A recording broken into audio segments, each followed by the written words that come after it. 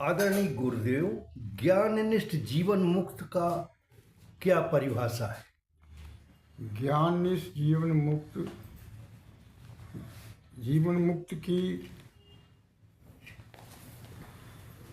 सिद्ध अवस्था है। इसमें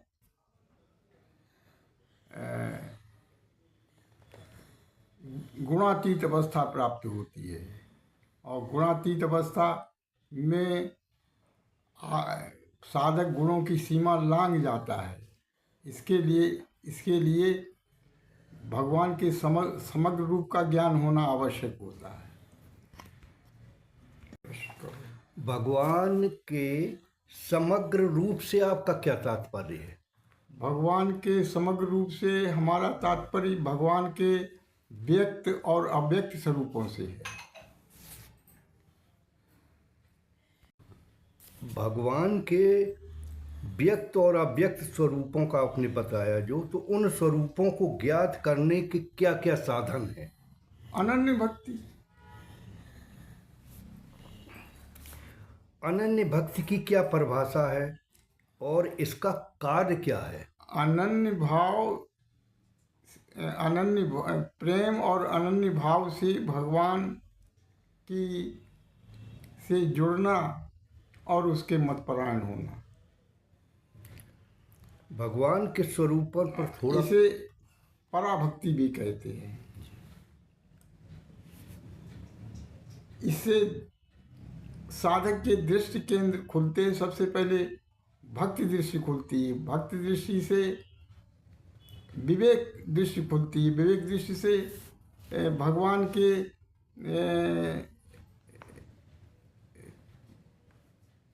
स्वरूप व्यक्त स्वरूप का ज्ञान होता है।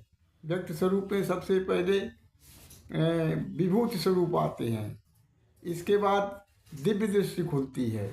दिव्य दृष्टि से भगवान का विश्व रूप का ज्ञान होता है और इसके बाद पार्थिव दृष्टि खुलती है। पार्थिव दृष्टि होती है समाधि की योग्यता से प्राप्त दृष्टि। इससे चतुर्भुज भगवान के चतुर्भुज स्वरूप का दर्शन होता है। आपका अनन्य भक्त पर थोड़ा प्रकाश डालिए।